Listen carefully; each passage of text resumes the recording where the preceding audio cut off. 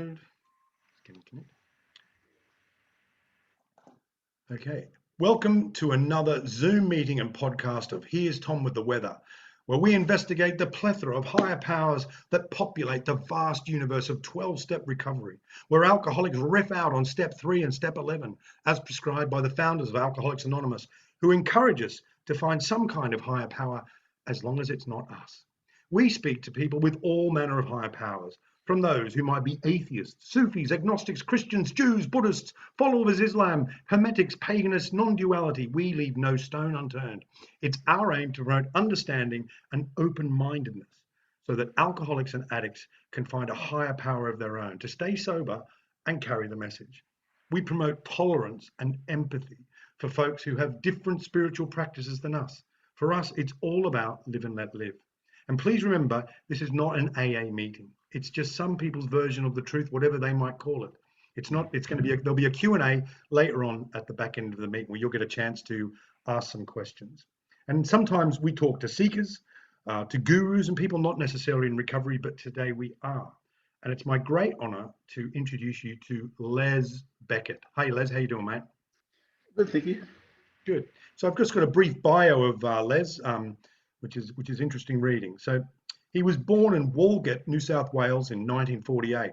His mum was of the Murri Wari tribe, which were from the Dinnawin, which means emu region of Goodooga. They were eventually moved to an Aboriginal reserve called Wellmoringle between Burke and Kunamulla. His dad was, as he describes him, as an unpredictable drunk. And as a kid, Les says that he knew what it was like to hide under the bed. His spiritual life was a mix of both Christian leanings of his father and his mother's traditional indigenous teachings. His father would read from the Bible, particularly the practical book of James, faith without works is dead, and the book of Job, faith in and through adversity. But on the other side, at the same time, were his mother's teachings. And those were the teachings about the stars at night being the campfires of his ancestors, where he would eventually go to join them.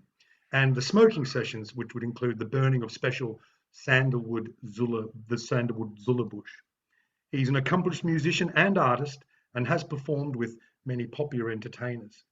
Les got sober in 1987 and he believed that he had a spiritual experience where the drink was taken from him.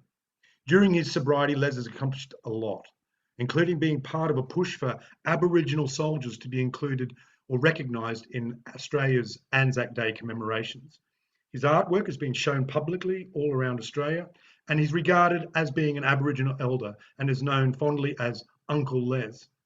He says his main aim in life is always to build bridges between his people and non-Aboriginals. And just as we go along, just to let you know that his favourite food is porcupine, which tastes, I'm told, like a combination of yellow belly and catfish. That's what an introduction for you, Les. So let's start straight off the bat, mate. And this is like I say, this is a predominantly step 11 thing where we investigate different spiritual higher powers, as we've discussed. What was your spiritual life like before you got sober? It was good. There was a lot of my uncles and a lot of Murri Wari people from my mother's people. They would always talk. And they would be always grateful for a day, like, you know, because we had our people were always grateful for our spirit of creation, because we always had food, and we were grateful for each day because we didn't set one day aside to appreciate and praise God. Every day was God's day. It's like, you know, Miami, our God, same spirit. Sorry, go on. Yeah, I mean, spiritually, we just sort of understood, like, everything. I mean, the whole bush was our supermarket, so everything was here. Yeah, as you said about porcupine. Yeah, well. I love porcupine, but we had lots of fruits too, and berries and nuts, quandongs and stuff like that. They were really, really, really good. The quandongs, they call them bush pears, peach. But when you boil them up and you cook them and you make a pie out of them, they taste like rhubarb.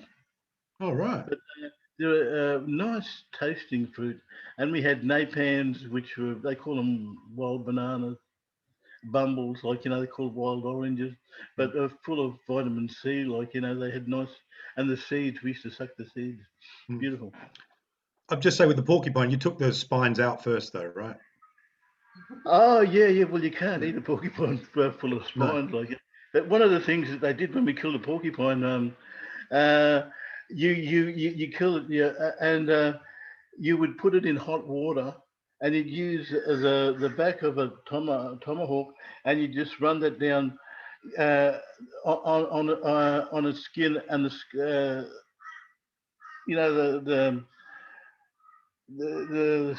oh the bloody On its, you'd get all the spines off, yeah. and then it would be hairy, but you'd shave it like you'd shave a pig. Oh, But the porcupine, it had a porky taste about it, but it was a nice taste. It's a taste. I mean, just talking about it now, I just feel like a feed. no, right. We'll get Terry to When you get Terry out when to you get eat you one. something and it's got a it's got a special taste. You're always drawn back in there. Yeah. You want to taste it. Okay. Like game food, like game and domestic animals is different taste. Yeah. Well, I'm going to move on to that. I want to move on Okay. to that sort of the cultural change. But what I'm sort of driving at is you spoke about where the drink was taken away from you and you had that spiritual awakening. And this is a lot about what this podcast is about is is sort of people sharing that experience. And I'm sort of assuming that you had this sort of combination of Christianity and sort of indigenous culture or indigenous spirituality. Hmm. Why did that disappear, and why did you take up the drink? Why do you think that happened? I mean, there's obviously a great history and a great shame in Australia about the indigenous people. Was that part of your story? Well, my story was that I I grew up in a little southwest Queensland town, and when I left school, I worked, and I worked in shearing sheds. Like, there was no adolescence, but I learned as growing up, like, I'd seen a lot of people, like indigenous people and non-indigenous people drink, and my daddy, he always frightened me when he drank, so I just swore I'd never be like him, but I turned out just like him. But I, I, I, I, like a thing that Ernie Larson says. He says, "What you live with, you learn. What you learn, you practice, and what you practice, you become." Well, that was me. Like, what I live with, I learn. What I learn, I practice, and what I practice, I become. But, and I really got, when I picked up my first drink, I was just gone. And but when I was drinking, I always I always wanted not to, but I didn't know how to. Um, until I got into St. John of God, but I prayed a lot when I was in there, and prior to going in there, and uh, and I feel like, through prayer, as I understand, like, God, I felt it removed. I felt it being lifted. I think a lot of people may identify with that, like, where I felt, like, even if you go, like, if for an addiction, I felt like cigarettes. I've had that removed too. I felt it go for me. Wow. It's um, but it's just wanting it and believing. I think Mm, faith within myself and faith within the spirit of creation. mm. I Uh, guess what I'm trying to say is, Les, did you was part of your alcoholism because you'd lost that sort of maybe the spirituality that you were brought up with? Is you oh like you yeah, said you got it from your dad? Was there a loss of faith? no, that was always around, but like a lot of people, well, like myself, I can I talk about myself? You just choose to ignore it in a modern world. Like I grew up at a time in 19. I was born in 1948, in 1950, we had a lot of our people, they were still practicing, you know, they were still hunters and gatherers at Wellmoringle Aboriginal Reserve, and the station owners let them do their things because by doing that, they would always have workers, like, you know, and so that practice was always on. But growing up, as a young fella, I didn't want to, you know, I loved being, you know, doing the things that they were doing and learning things and practicing things and hunting and gathering, you know, and talking, you know, and talking about law and talking about and talking about the spirit world. Like with our people, we live in a spirit world, like, you know, and as I got older, I just, growing up that time, I didn't want that. I'd rather be like, you know, oh, you know, I wanted to be like Wilson Pickett and people like that, Mustang Sally, like, you know, I wanted a Mustang, I wanted other things. I didn't, I thought culture was, you know, was no good to me because I lived in a country where I wasn't even a citizen. Right. Until I was 21. Mm. And so understanding and trying to live in a country where you knew that your grandfathers and your great-great-grandfathers were here before white people came, but we weren't classified as people. We were flora and fauna. We didn't get equal rights till 1969. And in 1969, I was 21. So, you know, like a lot of the stuff going around me, I mean, I grew up in that 60s where the Vietnam War was on and all the other things that were going around, like, you know, a national service and everything was changing, the music, everything, the whole world and living as an indigenous person, I tried to fit in with the changes and where things were going, but still knowing that a lot of places you weren't really accepted. I mean, like, you know, and I know a lot of times when I've walked into shops, when I was, it was all right where I grew up and around the country towns, but when I came into the cities like the Brisbane and places like that, you knew that when you walked in there, sometimes you know when you're not wanted, you know when you're not recognised, and you know when you're uh, uh, uh, and, and and and you feel it, like, you know, you sense it, you feel it, you know it. And in the time that I grew up, racism was really rife in our country, and there was lots of things to be aware of, like, you know, there was all that fear and unpredictability, like, you know, because you could never, like, the only people you could trust are the people that you work with, especially if you work in shearing sheds. Yeah.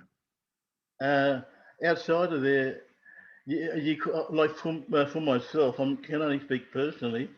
You couldn't trust people, especially non-Aboriginal people, because betrayal was always afoot. So living like that, and knowing that I've got a culture, and knowing that my culture was going too, and knowing that where do I fit in here? So I had to draw back very strongly on cultural beliefs, like my mother and my father. My father run away from Perga Mission, where he had, you know, Salvation Army run and owned, and he had the Bible and stuff like that, but he was also a Waka Waka. You know what I mean? So he still had cultural belief, but but it wasn't as strong as you know, where he went because he was forced when he grew up in Perga Mission. He ran away from Perga Mission and he met my mother out west. But he had lots of good stuff. But I loved the gentleness and the understanding what I grew up with from my people and the stories that they told. But I loved church too, and I love and I love the, you know, like the parables, the stories that they told, like, you know, about Samson all those ones, like, there was lots of good stuff that I learned, but I was mainly drawn to what had come from my country, like, about stories and creation, about how everything got together. But my mother always said to me, she said, son, she'd always listen to your father. She said, there's always truth in what he teaches. She said, and she said, there's truth from our side too. She said, you need to complement both our culture, and Christian culture, and bring them together. She said, son, she said, what you need to do, she said, to get back inside the pouch of the spiritual kangaroo, where your extinction's not threatened and nothing can harm you. She said, but don't poo-poo other people's religion. She said, that's their belief system. Everybody have a belief system. She said, God comes in many forms to many people. She said, son, she said, all rivers run to the sea.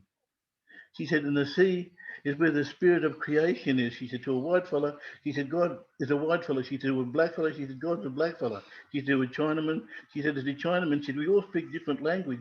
She said, but one spirit, one God of creation for all of us. She said, we're all one mob with God. But I understood what my mother was saying, but it was easy for me, and it wasn't as rigid as a lot of the teaching from churches. But there was some of those Baptist churches that I like. I like their style of teaching, and they had a lot of music, and they played mandolin and fiddle and all sorts of stuff, like, all acoustic instrument, because there wasn't a lot of electricity out in the tents that they preached from, and I loved hearing and I loved the harmony and the rhythm of the songs, because they had really good hymns, and it flowed, like, they weren't like the Catholic and the Church of England hymn. These songs were moving songs, and you could flow with it.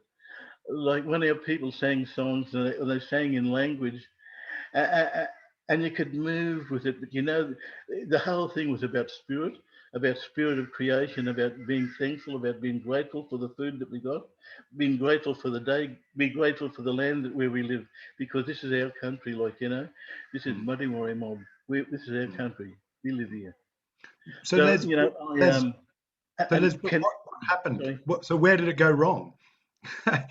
Was it because like you said, you lost that spirituality from the land and that joy of music and all those sort of things? Where did it start going wrong for you? When did the drink? As I was saying, like, growing up and trying to understand the world, and understanding my place in the world, and understanding who I am. I mean, I don't have an identity here in this country, because I don't exist. Yes. I'm not a citizen in a country where my grandfathers, and great-grandfathers lived and walked.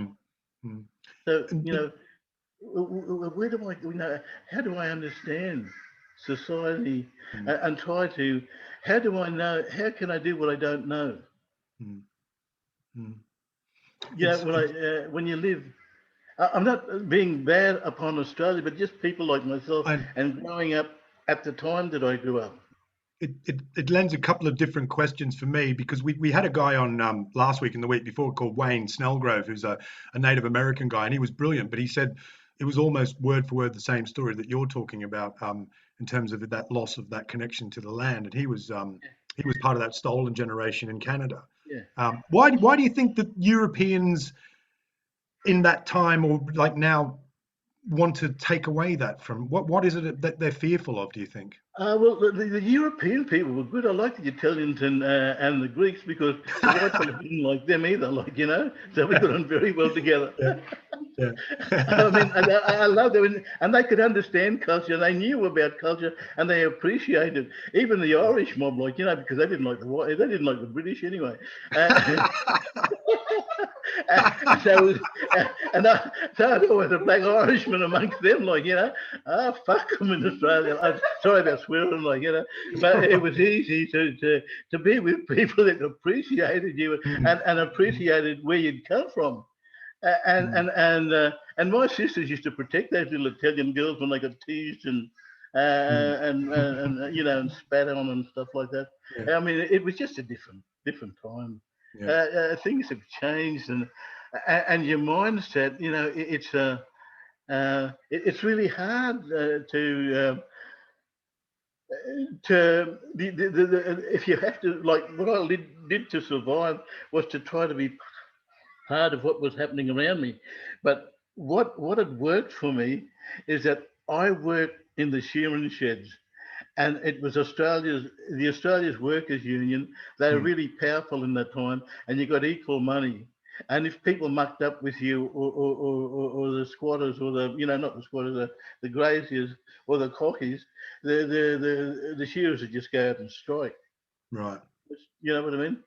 Yeah. So everybody was very, you know, it was very sensitive around how they treated, you know, people, shearers and rouseabouts and wool pressers, and you know, we were just a different lot. And most of the mob that worked in shearing sheds, we all lived together, and there was shearing contract. There was like the town that I lived in. There was three shearing contractors, and everybody worked, so everybody got on. And we went together, we lived together, we went to school together, and we all were, you know, it was just different. So that was one of the things that I was blessed with, because there was no racism in a little small country town where I grew up, because everybody looked after each other and we needed each other, like, you know. Right. Because we were isolated, we were right away from the other bigger country towns, like, you know, we just. Great. That's how it was. I wanted to just, if you could, tell us a couple of stories, or tell us a story from the native culture, just in terms of, you mentioned like we're all the one mob, and the sea and the ocean being where we all join and stuff, and I love that. But is there any particular story that you can relate to us? One of your favourite stories from that, like? Well, one of my stories that I grew up, like, you know, we all used to dance to them, like, you know. It was called the Willy Wagtail, the Carpet Snake, and the Kookaburra. Right. And and and the girls used to be the Willy Wagtails because they could move their hips and dance. And the boys were either the Kookaburra because he was hungry and looked at across the clay town, and the Carpet Snake. Some of the boys that were a little bit lazy and just didn't want to move around too much, they were the Carpet Snake. But we and so I'll tell you how the story goes. It was just a, it goes like it was just a, you know, before people were created, you know, everything had its own place. The kangaroo, you know, the wallabies, the wombats, the emu, the snake, lizard, everything had a place, and they all learned different things because they taught, like our ancestral spirit travelers would teach all different animals different things that they were, like different species.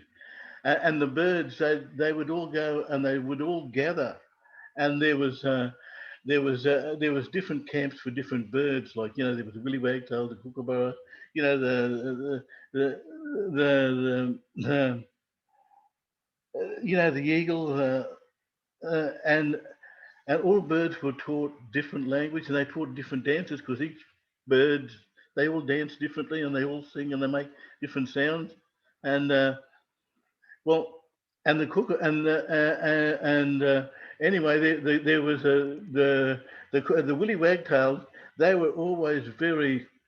They would always go and listen and do as they were told, because they were very disciplined, but they loved to dance too. And they would be always, everything comes through with rhythm and movement and dance with everything, like, you know, all the animals, because that's the way life is. Life is rhythm. Life is about movement. And so and they would come back, and the Kookaburra, he was a hunter gatherer, and he just didn't want to have anything to do, like, you know. He's a bit of a, I think he was a dry drunk anyway. So he was, he would just, he would sit up in the tree, and and he knew that he could get anything he wanted, like, you know, like he could get snake, emu, kangaroo. You know, he couldn't get emu or kangaroo, but he could get those smaller species. Like, you know, he lived quite comfortably and he looked after himself, like, you know, and he didn't care about anybody else. All the other birds, um, all the other kookaburras, except one kookaburra. This was only one kookaburra that was a rebel, like, you know, and he. And they'd come back and they'd dance and say, "Hey, Kookaburra, look at the dance that we got, the new dance that we were taught today." And he'd just say, "Oh, look, go away! You're too noisy. I've had enough of you." And and they'd kept on dancing. Hey, come on, come down here and join us. And he turned the back on them, because all the other birds stayed away from this one Kookaburra because he was always getting into trouble. So, and but the willy wagtails, they felt, yeah, they tried to befriend him. I think they felt sorry for him anyway, so he kept on dancing, and so he just turned his back on them. Anyway, when there was this carpet snake that was down at the bottom of the river under the bulrushes, and he's watching, and they kept on dancing, and the kookaburra, he was looking out across the clay pan, thinking of what he could eat next. He was too, and he wasn't worried about his mates, because he always looked after his mates, like the willy wagtails when they got into trouble. But he was too busy thinking of himself and what was in his head, and he was looking out. And so this carpet snake said, "Well, here's a chance for me. So I'll sneak up along the riverbank here and grab one of these, and have and have a good feed." So so he kept on watching and creeping up very slowly to where the willy wagtails were dancing. And when he got close enough, he just waited until one got close enough, and he grabbed it. He swallowed it. But the other willy wagtails, they come to his rescue, and they prized his mouth open, and the one that was in there flew out and made such a noise that the kookaburra turned around to see what was happening, and he seen that his mates were being attacked by the carpet snake. So he come down and he grabbed the carpet snake, and he took him up. He shook him and he took him up in the air, and he dropped him a couple of times and until he killed him, and then he ate him. And then we would be just sort of all sitting around there saying, "Oh," and they say, "Were you listening?" They said, "This story, you have to listen to these stories, because we can't write things on paper. We can't write things. We can only draw in the sand. You need to keep these stories and pass these stories on." Then they'd ask us, they'd say, "What did the willy wagtails do?" We said, "Well, they all went and learned from our ancestral spirit travelers, uh, and different dances and and what to do and how to talk, and what sounds to make, and then they say, and how did they dance?" Well, the girls would do the dance, like, and they dance like a willy wag. When you see willy wagtails jumping Yeah. on the fence, and how they twist their little tails around and dance. That's how the girls would dance, and the boys. Uh, and everybody would be laughing. Then they'd ask us, "And what was a kookaburra? What was a kookaburra doing?" To the young fellows. They'd all us have different sections, like that. The girls would be here, and there'd be the boys here that were that were the kookaburras. That was a kookaburra, and there was another mob over here that was the carpet snake. I was nearly always the carpet snake because I was a bit lazy sometimes, and and and I said, and I said, "Well, the kookaburra, what was he?" They said, "Well, he was a good warrior. He was a good hunter gatherer. He could catch anything, could he? And what did he do when when the carpet snake was down the bottom of the river?" And they said, "Oh, well, he's looking out across the clay pan looking for something to eat." Oh. And they said, see, what happens what happens to us when we, you know, don't look after when we get so that we get so full of ourselves that we don't think about our people, like the people we're talking about, our birds, like the Willy Wagtail. When we turn our back on our people, we turn our back on ourselves because we turn our back on our community. Because we need the community, because the community who we are, because our mother, the earth, she always singing living language, always calling us back together, together and work and be with each other and look after each other. Oh, we say, and they say, and then they ask us mob over here, then the the carver saying, and they say, and you fellows, what do you do? You know, I said, well, we were up there, we're going to try and get them. I said we couldn't, and I said, so you know, the kookaburra killed us. And I said, that's what happens with greed. If you get too greedy, you'll kill yourself. Well, you'll get killed. And they said, you never get too greedy. You share everything within the community. We can't be greedy. We can't turn our back on our community. We must always dance. We must always sing. We must always keep the rhythm and the movement and the songs because we got no written language. You have to pass this on to your family, to your children, to your great great grandchildren. They need to learn these stories because these stories will be lost. Because when we turn our back on our community, we turn our back on our stories, we turn our back on ourselves, and we lost people. So that's the story. Wow, thank you very much. That's what a privilege, what an honour that is to hear that, mate. Thank you so much. Yeah. So a couple of questions. So I'm inviting people to send a question in chat to myself or Kaiser, Okay. who's our co-host. So if anyone's got a question for Les, I'll run it through me and I'll ask it for you. But I've got a couple more, Les, and we're just going to get down to the brass tacks here. The thing that really got me in your bio was that this spiritual awakening when the grog was taken away from you. Can you describe how the events that led up to that and tell us that spiritual awakening? What happened? Can you describe it for us? What had led up to that? My late wife, well, she'd gone to Al-Anon, but I got into into a couple of well, three bouncers. I lifted three bouncers because I got into a mate of mine down at the Wagon Wheels Hotel, and but they were football players and I knew them. And I was lucky I was in charge. A lot of times when I bothered people, I was pretty violent when I was drunk too myself. Uh, I um I the next day that Carol, my late wife, had told me about what had happened, and the kids were all sort of cringing around her.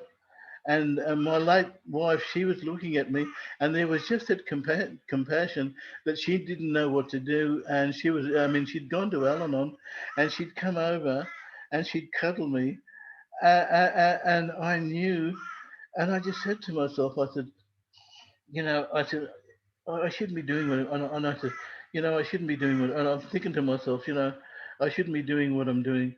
And she said, look, she said, you can see Dr. Koo. She said, you could go and talk to him. And she said, really, really talk to him. And she said, you know, and tell him, you know, about you want to eat. And I said, yeah. So I'll go and tell him about my drinking.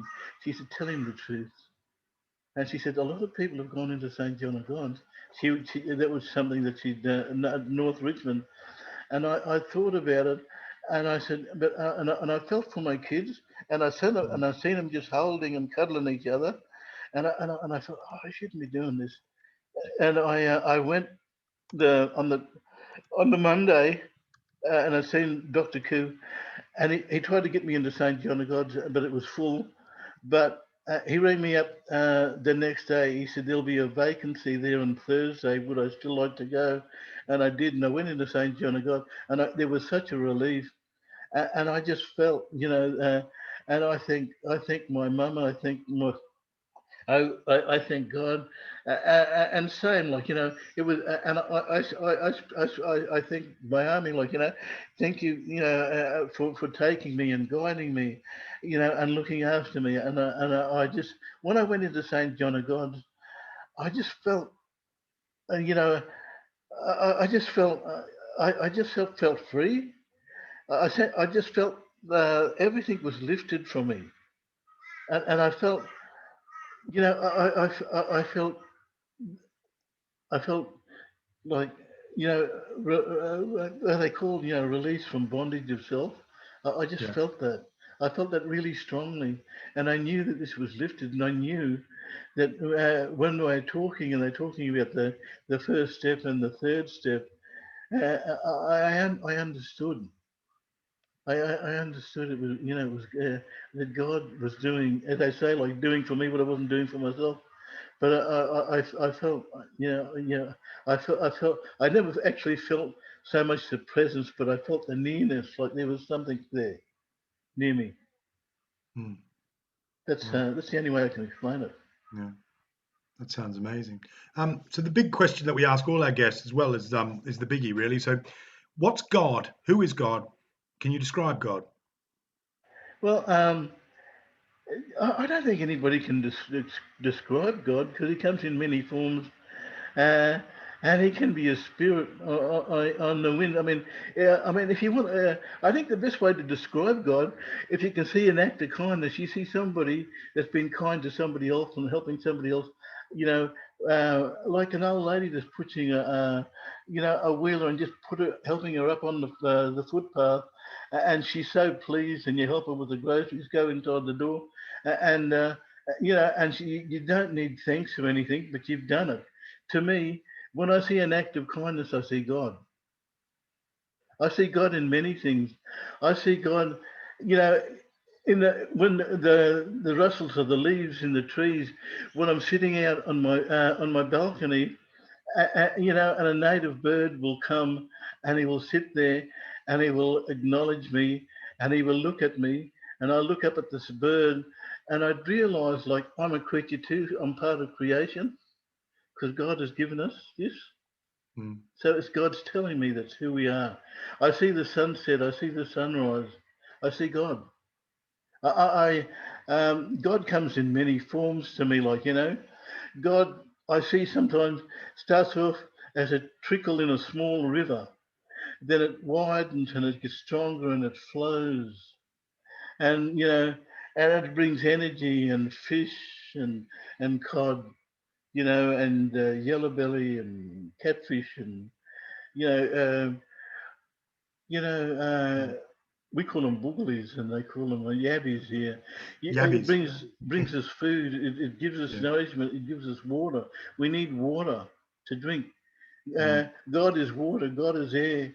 God is rain. God is everything. God is nature, and we're all a part of nature. So we're all a part. We're part of the spirit of God, and I don't know how other people can. I don't think anybody's seen God except Job mm, and some of those other people I read in the Bible, which I believe do. And uh, God mm. is everywhere.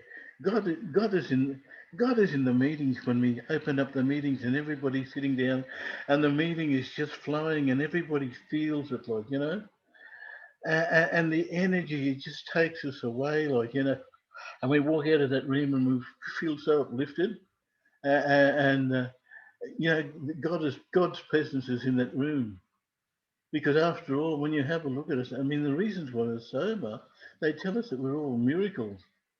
And because we're all miracles, each and every one of us, we're all gifts of love to ourselves and to each other. If we want to realize, to me, if I want to really put a finger on God, God is love. God is the spirit of love. God is unconditional love. You God is when He carries us. Uh, when we're in trouble and we're going through a troubled time, but we feel safe and we don't know what's happening, but we feel we feel safe. God is always with us. He hasn't left us. I mean, God was with us before we come in this fellowship, and He's always walking with us. I mean, we come in here, we talk about God's grace, and to me, God's God's grace is God's love and compassion, which comes through to us through no effort of our own. That's God. That's I don't know how to. That's what I understand. I don't put any. You can't. How can you? How can you describe the wind? You can't catch the wind. Hmm. You don't see the wind. You can feel it. Sometimes strong, sometimes invisible, sometimes slow. The wind is blowing straight. Sometimes you get a soft breeze. Sometimes there's a wayward breeze that comes within us, but we have to get out of that thinking and come back to where we are. But God is everywhere. Okay. God is in the spirit of the animals, the plants, the tree. Every rock, every animal, every plant, is tree is holy because life is, and God gives us life. Do I make any sense? Wow. Yes. Yes. That was wonderful. Thank you very much. That was beautiful. I've just got a couple more questions because we're into the sort of last 20 minutes and there's quite a few questions. So I just wanted to ask you just to clarify something. You said before that you live in, or that your people live in the spiritual world. So, and Brenda's asked this as well. So I guess this ties in with, what is the dream time? Can you tell us what the dream time is? I know that's a word that's bandied about a lot, but what's your understanding of the dream time? And do you live in that? Well, every one of our clans, we all have our own dreaming. Like our mob have our own dreaming because we have our own stories, and we learn that stories from the spirits. Like how did these stories come to us? Like how did our language come? They come from God. We didn't have any. You know what I mean? We didn't come into. We didn't have language or anything. God, everything. Everything we have is what God gives us. So our dreaming comes from creation. God created us. You know what I mean? Like from our dreaming comes from who we are and the land. When a lot of us, like people like myself, I was lucky to come from an area where my people and and the people before me came, and all those stories that we had are our dreaming stories, and they were given and passed on to us. I mean, the dances that we see, the indigenous dances, they come from hundreds and thousands of years that was passed on, and they're still singing those languages. They're still dancing the dance. They're still dancing. While the dancers are dancing and the storytellers are telling uh, stories, you know, uh, you know, the dreaming, our dreaming, and will never cease to exist. Yeah, dream time is in dance, it's in stories, it's in celebration, it's in ceremony. Yeah, that's where dream time is. Like for all of us, dream time is our afterlife too. Like because a lot of us, when we pass on, that's when our journey begins. Because that's when the spirit takes us up into the sky, and we're part of where we belong. Because all those skies along the Milky Way, they're campsites and campfires from which we belong. And some of us have different sections. We know where our cluster of stars are for where we go. Because when we pass on, we're not earthbound, so we're not here. We're with the spirit of creation. We're with same and one. So, so being part of the spirit, being part of our, great spirit, if you like to call it, being part of our is where our dreaming is. Our dreaming is within creation, is within us. So just to clarify, Les, so what you're saying is that we live in a dream. This is a dream. This reality. Yeah, well, the dreaming is with where we come from. Like I mean, when we come into this world, you know, we come in. We come in. We come in with a natural birth, but it's a miracle how we come in. But that it come from their Creator, and we are we are the dreaming that it come. We are part of the dreaming, And we have to find, and our dreaming is finding the spirit, God as we understand. Yeah. That's what I'm trying to say. Until we find out who we are, and where our, like where our spirit is, like, well, I know where my spirit is, but I complement both, Christian and, and Murri Wari law. So I have a combination of both, because that's where my dreaming is, because I'm part of that. Where my dream time is how the only way that I understand. I can't I can't explain. Les, I can't explain something that goes beyond me, like, No, mate, you've blown my mind, because I've known about I've read the Dreamtime stuff, because I'm from Australia, and you know my history as well, and the family that I came from, and the Dreamtime was a story, but it's just dawned on me what you're Yeah. talking Well, about. So I'm really grateful for that. yeah. You've just And blown it's my simple. mind. Thanks, mate. Yeah. And it's very simple, Dave. It's about Yeah. simplicity, Yeah. is about the acceptance of the spirit, Mm. because our ancestral spirit travels. They travel this world, and they still do, our country. And they look fondly at people like myself when we get sober, that we're able to, we got a message, just not only for ourselves, but for non-Aboriginal people. That's about building bridges. Mm. And when our dreaming comes together with non-Aboriginal people, is when we sit together and we talk together, and then we're brothers and sisters of the wind, and we're carried, because we're learning from each other. You with me? Yeah, mate. I, I, I can't tell you how much what you've done for me. I really appreciate it. I've got to move on, mate. Okay, There's some sorry. questions here. No, there's some questions here. We're going to have to talk again. So we've got Jacob. I know Jacob. Jacob's comes to a couple of our other meetings. Jacob, have you got a question? Do you want to unmute him, Kaiser? Yes. Hey, mate. No, Uncle Les. Wow, that simplicity is the acceptance of spirit. That's so beautiful. Yeah. And I love that you use the term dreaming. Another person I highly respect talks about the dreaming a lot. I guess my question was kind of answered in that last bit. My question was about how you blended the Christian faith and the indigenous faith.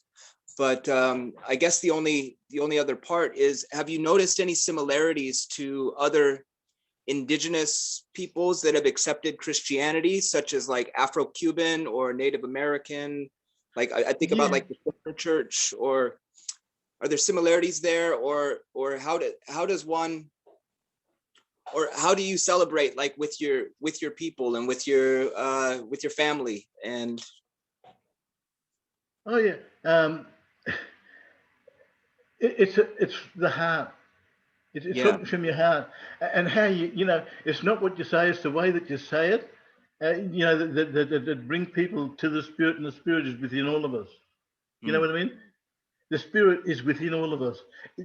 When we do anything, it's an inside-out job, and when we want to bring people together, we got to come from within ourselves to embrace the spirit, so we can embrace the people that we're talking to, especially our people. And they know when you're talking from your spirit. You know yourself, when somebody's sharing from a meeting, and when they're sharing from their head, you know that's the disease talking.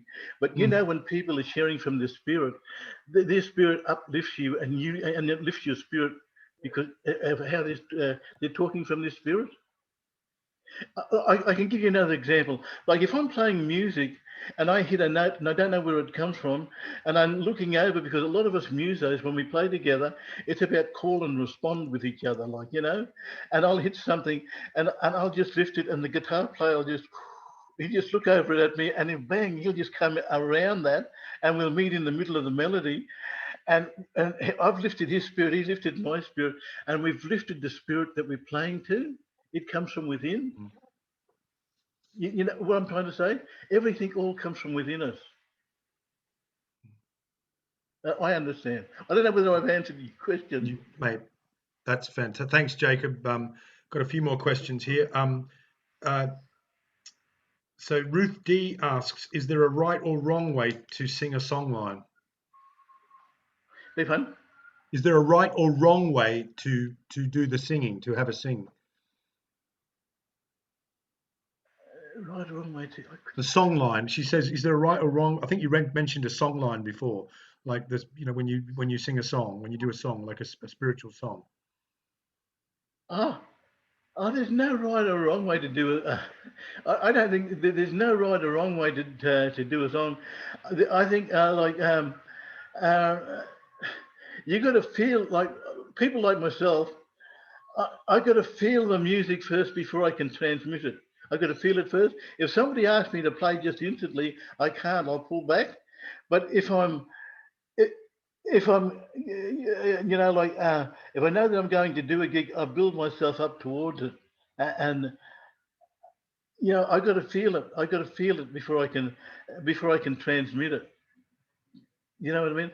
I've got nothing unless I feel the music first. I got nothing, so I can't do anything. Right.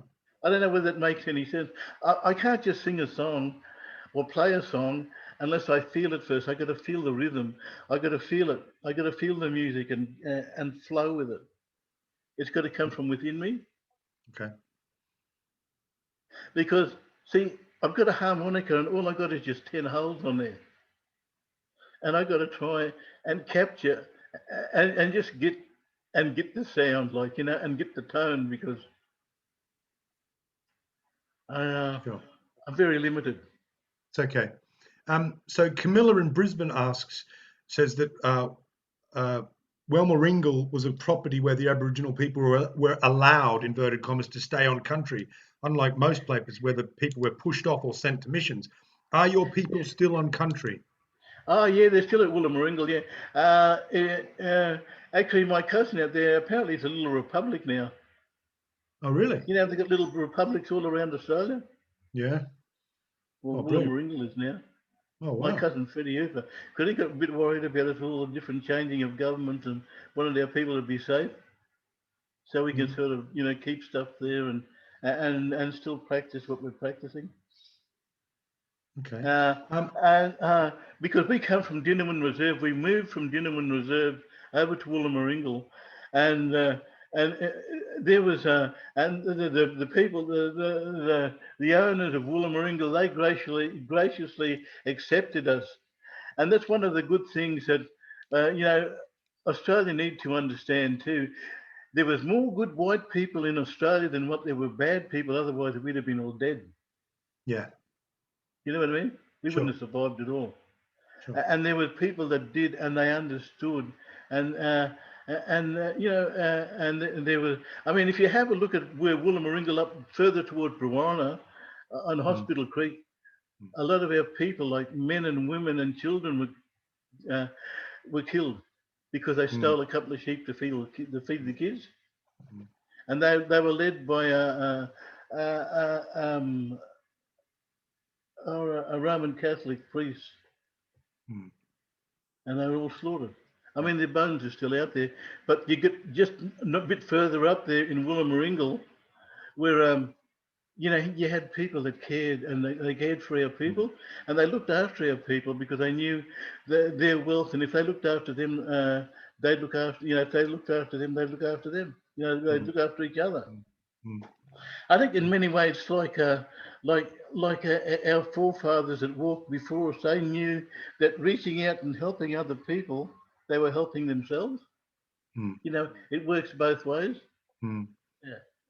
I mean, I get quite cross when I hear stories about what happened in Tasmania, and I don't know if people, and I'm not going to get, this is not going to be about that, but I don't know if people are aware. Just have a look at what happened in Tasmania to the when you get a minute, anyone in the audience, just go and research what happened in Tasmania.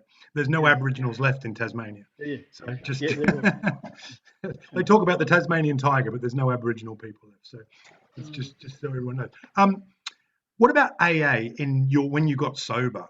How were you treated when you came into the rooms? Because I know AA is a microcosm of society as a whole. Were you welcomed? Were there places where you weren't welcomed? Oh yeah, when I came out of Oh, that was wonderful. When I come out of St. John of God, there was a lot of people that I used to drink with. They were all in the fellowship. All right.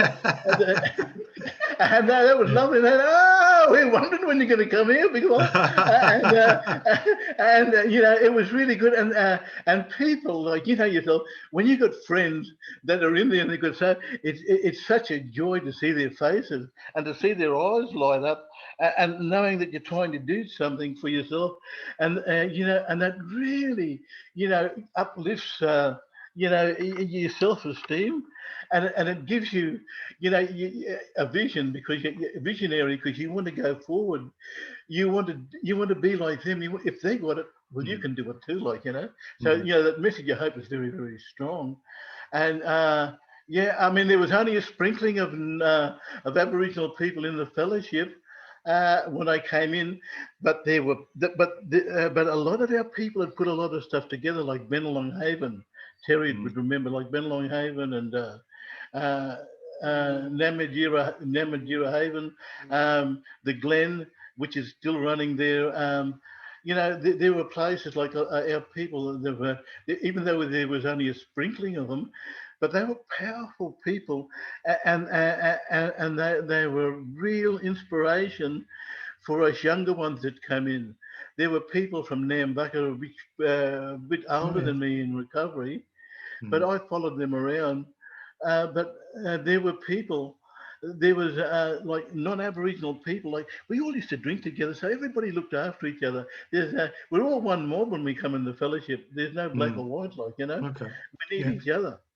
Because I know that I know Brenda's been involved with. They're talking about doing an Aboriginal version of the Big Book with a cover and Aboriginal stories, as I believe, in the back of the book, which I think. You should see what she put together. She's a wonderful woman, this one. Yeah.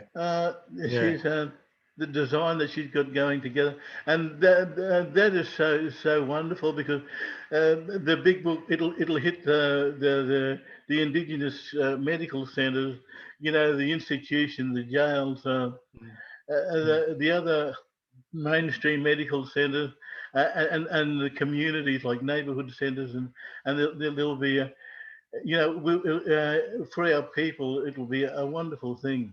Yeah. It'll be a wonderful thing that and hearing our stories and seeing our stories, and know that we can do it.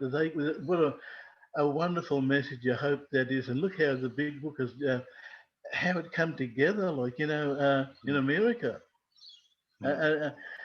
and just and not only that, 10 years later, there was non-Aboriginal people non-alcoholics that went over to America to find out what was happening, like Dr. Minogue and McKinnon and Dr. Dunleavy, Father Dunleavy. And they went to the meetings and they found out what was happening. And they were so amazed with what was happening, because they couldn't get people sober in Australia. And they brought a Big Book back, and they come back and they did sober some people up, because they had to do that to be able to get meetings going here. And they learned what to do from the from America, how to put meetings and how to get going. And that's amazing. And with that Big Book that they brought back, like, how powerful was that? And how powerful, like, we don't really realize, like, Australia, like AA is born by people that weren't alcoholics, that cared enough about this country and the people that were suffering in here to do something about that. Isn't that amazing? It is amazing. And Sydney was a place where it all started. And they don't, and they're undervalued and overlooked, because I always make a big noise about that when I go down, because I believe it's important. That's great. That's a really good. I didn't know that. So I think Terry's got to get. So you can't stay for long. So I just want to rattle through just a couple more questions as we do. We've had a few requests to know where we can get recordings of your music. I haven't recorded anything, but if you want to see me, I'm at Redfern most Anzac Day, and I'm playing on the big stage with a prominent personality that most people know.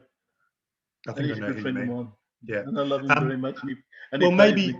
maybe one day when it's a better time for you, we might record you and we'll put it on the, because we have a YouTube channel. We're on Facebook as well. Please join it. I'll put the details in chat, and you'll see this interview again on there as well. Yeah. Let's just quickly, just on that, just to follow up on the big book story, is AA doing enough for Indigenous people in Australia? Well,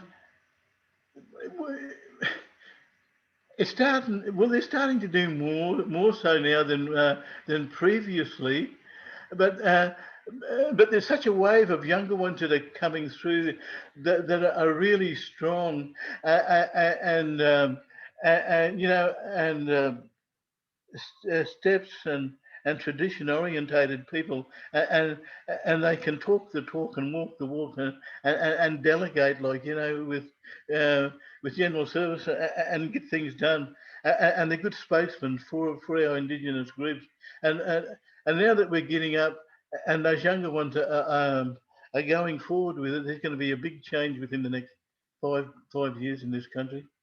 Great, thank you very And much. So thanks last, I'd just like to and thanks to the older people like Auntie Brenda that took her time, that put a great design that we hope that will flood this country, and I hope everybody gets a copy of it when it happens. They'll finish there. yeah, one more question. So it's the final question we always do.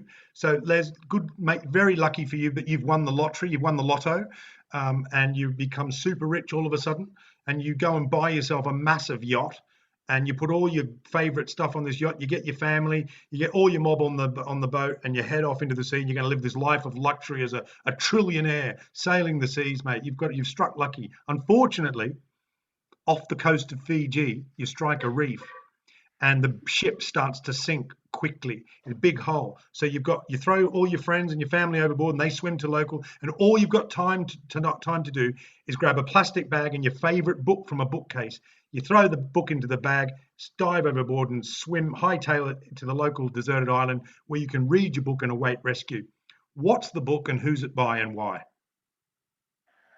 The book would be AA Comes of Age, because I love it. Yeah, not too many. I mean, a lot of people read the book, big book, but I love AA Comes of Age. All my sponsors that walked before me, they're all AA Comes of Age men. And that taught me. Why is it? Why more than the big book? Why that one? Because of the history, and because of gratitude of those people that walked before us. You know what I mean? So I learned a lot of gratitude, and I do love that. Like, you know, Sam Shoemaker and all those people, the important role that they had, and Dr. Duncan Silkworth, and you know, and the amazing things that they did, and the power. You know, and the power, like, he was a mentor for Bill, and he pulled Bill up a lot after he got sober, so he wouldn't be running around, you know, like with his little flock. He Yes. said, no, Bill, I could tell him what it was like, what happened, and what it's like now. Like, you know, tell him with Dr. Duncan Silkworth, the physical side, like, you know. He said, leave my little mob to me, like, you know, I'll preach to them. He said, don't just try to preach. But there was people, like, you know, wonderful people, like, you know, that you learn from, and you think, and Henrietta Sibling, like, you know, I didn't know that she was an active member of the Oxford group, but you feel, you know, like the Oxford group and the stuff that we got from them, like, you know, I mean, even on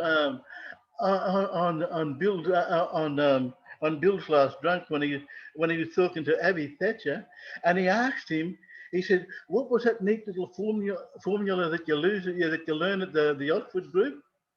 And because Abby got sober and Bill couldn't get sober, then and because he was in with the Oxford group, Bill thought he was a religious nut now. Then Abby turned on his heel, and he turned around to Bill. He said, "Well, he said, you get honest with yourself." He said,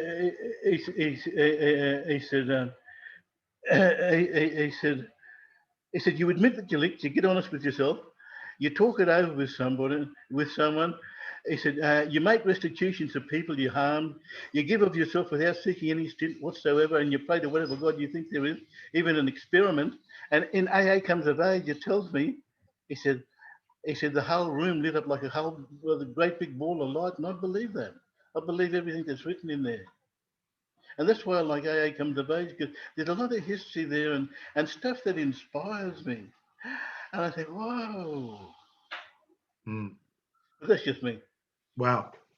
That's great. We haven't had that one yet. Thank you very much. So listen, that's the end of today. I don't know if you can hang around, but I think Terry's got to get off, who's sort of co-hosting there. Thanks very much, Terry, for doing that. Thanks very much to Kaiser again for standing up, and Anne Kay, who's not with us. She's at a group conscience tonight, so she couldn't be here. And Les, thank you very much for coming And along, thank mate. you, It's Dave. been inspiring. It's been wonderful. I've lost your contact details, and I was going to put them in chat. But I will put it on the Facebook page. So if anyone wants to get in touch with you, then we've got a special Here's Tom with the Weather Yeah. Facebook page. And don't forget, we'll be back next week. But remember that the UK clocks spring forward on Sunday. So the times will be different next week. So this meeting will be at 8 p.m. UK and Ireland, 9 p.m. Central Europe. But in the States, it'll be 3 p.m. on Friday. Central will be 3 p.m. Eastern, 2 p.m. Central, and midday or noon in Pacific. In Australia, they're changing their clocks in 2 weeks, so I won't even think about that. But listen, thank you again, Les. I don't know if you can hang around for a little bit longer, but afterwards. But we'll stop recording in a minute, mate. But thank you so much. Thanks for coming And on. I'd like to thank everybody that came on, and I'd like to bless you all and thank you so much. And from my people and from my country, love you all. Thank you so much. Stop recording. Cheers.